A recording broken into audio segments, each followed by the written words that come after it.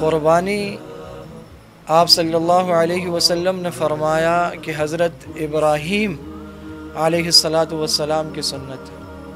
تو صحابہ نے پوچھا یا رسول اللہ ہمارے لیے اس میں کیا ہے؟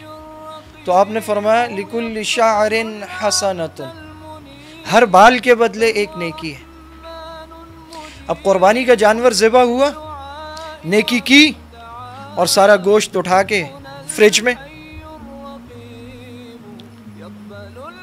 غریبوں کے لیے کچھ نہیں، فقیروں کے لیے کچھ نہیں، مسکینوں کے لیے کچھ نہیں۔ اور اگر کوئی مدرسے سے طالب علم آ گیا کھال لینے کے لیے تو اسے سختی سے جھڑک دیا، دھتکار دیا۔ ایک دن اللہ نے توفیق دی ہے کہ ایک شخص آپ کے دروازے پر آ رہا ہے اور آپ کو نیکی کی دعوت دے رہا ہے، آپ سمجھ رہے ہیں پتہ نہیں آپ اس پر احسان کر رہے ہیں۔ زکوٰۃ کے بارے میں فرمایا کہ جب ان سے زکوٰۃ لیجئے، اس موقع پر کہا ان کے مال کو پاک کیجئے۔ تو جو اللہ کے لیے مال لیتا ہے وہ تو آپ کے مال کو پیوریفائی کر رہا ہے، پاک کر رہا ہے وہ۔ تو یہ تو آپ کے گھر کے دروازے پر آیا، آپ کے فائدے کے لیے آیا، آپ اسے دھتکار رہے ہیں۔ حاجی صاحب نے قربانی کی اور آلائش اٹھا کے سامنے پڑوسی کے دروازے پر پھینک دی۔ اب وہ کہہ رہے ہیں جی ہمارا دروازہ بند ہو گیا، اسے اٹھا لیں۔ کہہ رہے اٹھا رہا ہوں، ٹھہر جاؤ ابھی اٹھا رہا ہوں۔ آپ نے قربانی کی ہے اور عید کے دن آپ اپنے پڑوسی سے لڑ پڑے۔ ایمان کے جو 3 درجے حدیث میں بتائے گئے، اس میں جو سب سے نچلا درجہ ہے وہ کیا ہے؟ اماطۃ الاذی عن الطریق، راستے سے تکلیف دہ چیز کا ہٹانا، یہ سب سے ہلکا ایمان کا درجہ ہے۔ اور ہم نے تو وہ تکلیف دہ چیز اٹھا کر پڑوسی کے دروازے پر رکھ دی، راستہ بلاک کر دیا، لوگ آ رہے ہیں اور آلائشیں پڑی ہوئی ہیں۔ پورا جانور اٹھ سکتا ہے، کھال اٹھ سکتی ہے، نہیں اٹھ سکتی تو ایک آلائش نہیں اٹھ سکتے۔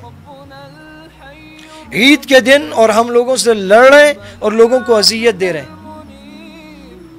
ہم نے لاکھ روپے کی، 1.5 لاکھ روپے کی گائے کی ہے، لیکن یہ کتنے افسوس کی بات ہے کہ ہماری گلی میں یا پچھلی گلی میں یا ہمارے محلے میں آج بھی کسی کے گھر میں سبزی پک رہی ہے، آج بھی کسی کے گھر میں دال پک رہی ہے، اور کوئی آج بھی گوشت کی انتظار میں ہے۔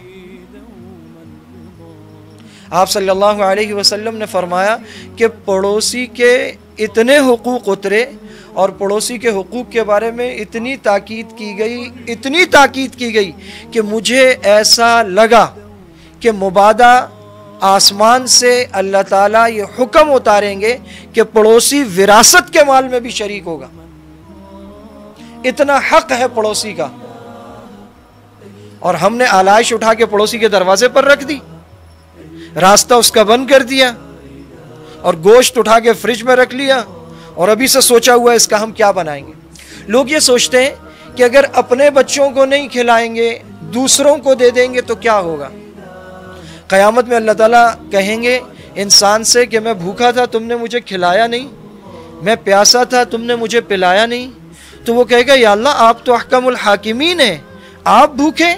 اللہ فرمائیں گے میرا فلاں بندہ بھوکا تھا، تم اسے کھلاتے تو مجھے کھلاتے، تم اسے پلاتے تو مجھے پلاتے۔ اور ہم نے بندوں کو بھوکا رکھا ہے اور پیاسا رکھا ہے۔